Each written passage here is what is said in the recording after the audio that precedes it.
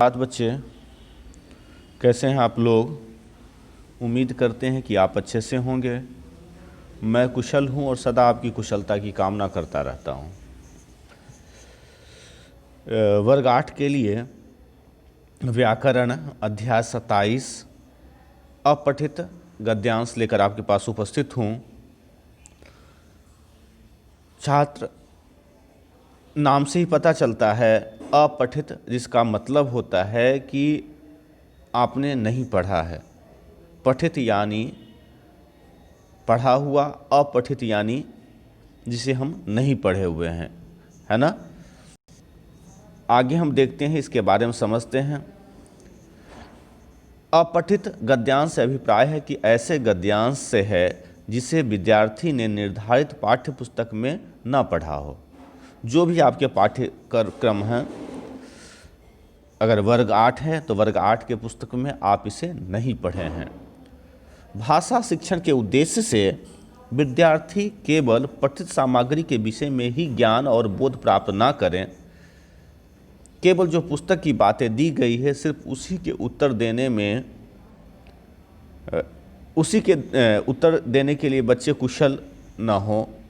सभी चीज़ों में, साधारण प्रश्नों में, वैसे प्रश्न जो बच्चे ने वर्ग में नहीं पढ़ा हो।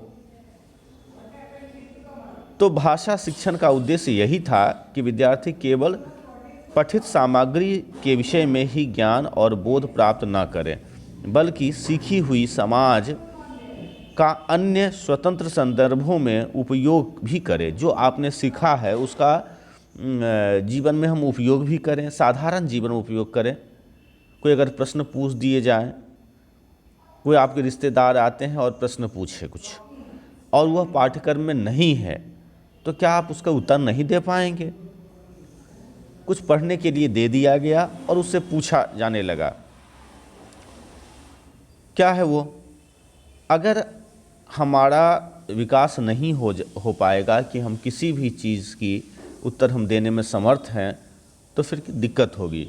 साथ ही अपठित सामग्री को पढ़कर तत्संबंधी प्रश्नों को, तत्संबंधी यानी उससे संबंधी प्रश्नों का उत्तर दे सके। प्रायः परीक्षा में अपठित गद्यांश देकर प्रश्न पूछे जाते हैं। अब अपठित गद्यांश खूब दिए जाते हैं, तरह तरह की परीक्षाओं में भी दी जाती है। 8वीं 9वीं 10वीं सभी परीक्षाओं में दी जाती हैं। उसमें गद्यांश रहते हैं, आप उन्हें पढ़ते हैं और उसी में उसका उत्तर छुपा होता है, आप उत्तर देते हैं। प्रश्नों का उत्तर गद्यांश में ही होता है। ध्यान देने योग्य बातें हैं। उत्तर की खोज के लिए गद्यांश को 2-4 बार पढ़कर समझ लेना चाहिए। इससे उत्तर देने में सहायता मिलती है। चूँकि उत्तर उसी में रहती है, गद्यांश में ही उत्तर रहती है प्रश्नों की, और प्रश्नों के उत्तर के साथ साथ और भी बेकार की भी बातें उसमें लिखी रहती है, जानबूझकर बच्चे के दक्षता को मापने के लिए, बच्चे की समझदारी को परखने के लिए।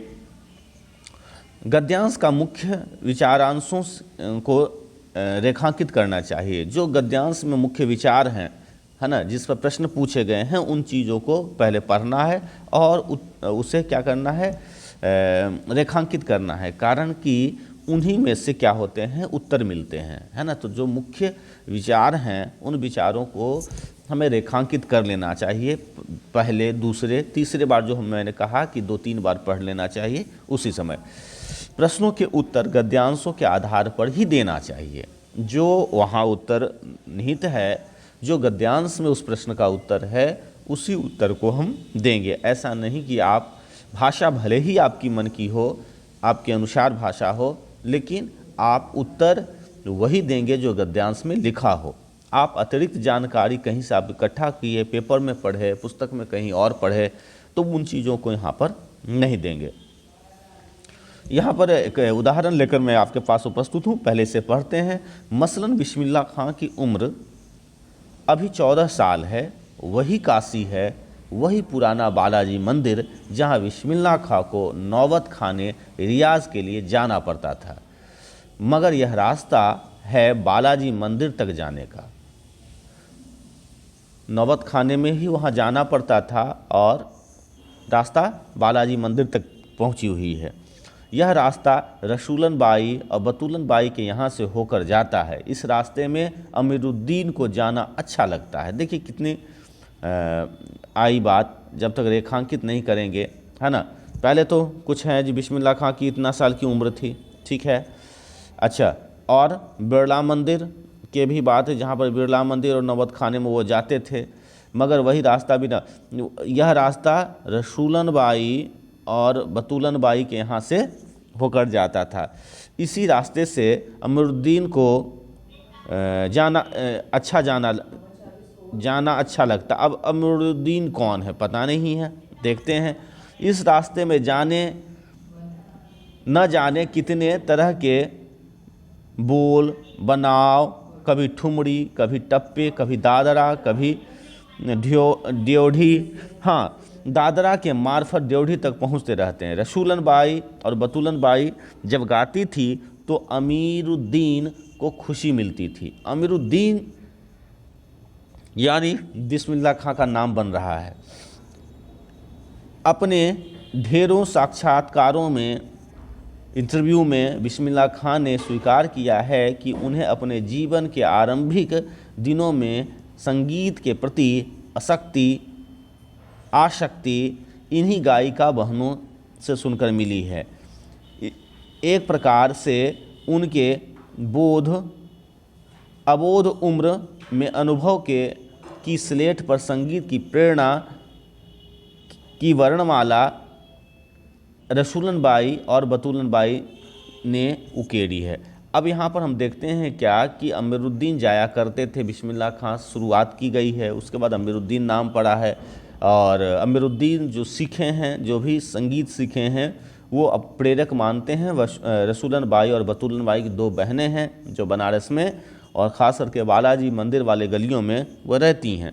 आगे हम प्रश्नों की ओर चलें तो अमीरुद्दीन और बिस्मिल्लाह खां में संबंध है, मामा भांजे का, नाती पोते का। बिस्मिल्लाह खां के बचपन का नाम अमीरुद्दीन है और भाई का, तो यहाँ पर बिस्मिल्लाह खां के बचपन का अमीरुद्दीन नाम है। यहाँ पर कहीं नहीं बोला गया है कि अमीरुद्दीन उनके नाती पोते हैं, भाई हैं, भांजे हैं, है ना।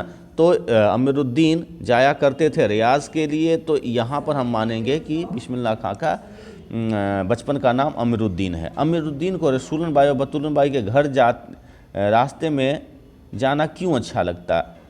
संगीत के आकर्षण के चलते, मौज मस्ती, उपयुक्त दोनों और उपर्युक्त कोई नहीं, तो यहाँ पर संगीत का आकर्षण उचित है। अमीरुद्दीन अपने संगीत जीवन का प्रेरक किन्हें मानते हैं? तो निश्चित तौर पर यहाँ पर 4 ऑप्शन हैं और हमेशा उन्होंने अपने जीवन की प्रेरणा रसूलन बाई और बतूलन बाई से सीखा है। रसूलन और बतूलन बाई सामान्यतः किस राग गाती थीं, है ना। ठुमरी भी गाती थी, टप्पे भी गाती थी, दादरा, तो उपयुक्त यहाँ पर हो जाएंगे सभी। बच्चे इस तरह के प्रश्न आपको आ सकते हैं जो वार्षिक परीक्षा होगी, लेकिन जब आप 10वीं की बोर्ड परीक्षा देंगे तो वहाँ पर ऑप्शन नहीं होगा, वहाँ पर विकल्प नहीं होंगे, प्रश्न इसी तरह के होंगे। आपको 1 से 2 वाक्यों में, है ना, जैसा कहा जाए, जैसा निर्देश दिया जाए उस तरह से आप उत्तर देंगे, लेकिन प्रश्न पूछने का तरीका यही रहेगा और आपको गद्यांश भी इसी तरह के रहेंगे। उम्मीद करते हैं आप जितना अच्छा अभ्यास करेंगे उतना सीखेंगे। धन्यवाद बच्चे। मैं दूसरे वीडियो लेकर आपके पास उपस्थित होता हूँ, अपठित काव्यांश। धन्यवाद।